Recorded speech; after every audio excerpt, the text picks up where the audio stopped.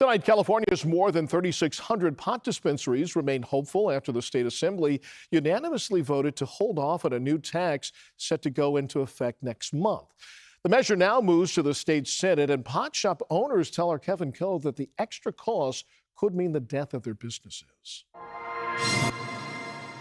Proud of something that we built here locally in San Francisco, and the threat of it being ripped away is pretty real. Duncan Lai is the owner of California Street Cannabis Company, which has 3 dispensaries across San Francisco.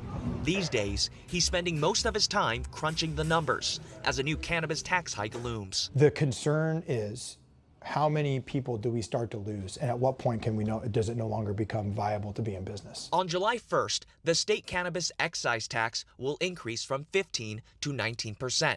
The excise tax is one of 3 taxes required on every cannabis purchase in California. Not to mention, it is a tax on a tax. So the sales and use tax is collected after the excise tax is collected. So it's compounding. From San Francisco to Sonoma, Spark CEO Eric Pearson sees the tax hike as a final nail in some coffins. With this continued compression of prices, it is the death for probably a couple of our stores. We're interested in staying alive, and what we've seen in California over the last few years is a drop in sales and a drop of customers as they move to the illicit market. Data from the California Department of Tax and Fee Administration shows the state saw more than a $255 million decrease in taxable sales since 2023. You may proceed when ready. The dire direction of California's cannabis industry led Assemblymember Matt Haney from San Francisco to introduce AB 564, which would halt the tax hike for several years. Fully licensed legal businesses in California capture just 40% of the state's entire market,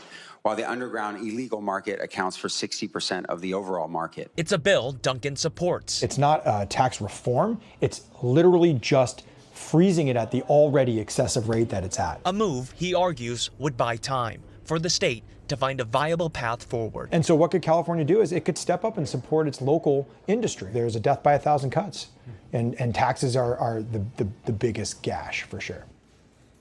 Cannabis tax revenue is used to support local services, including public transit, school funding, and social services.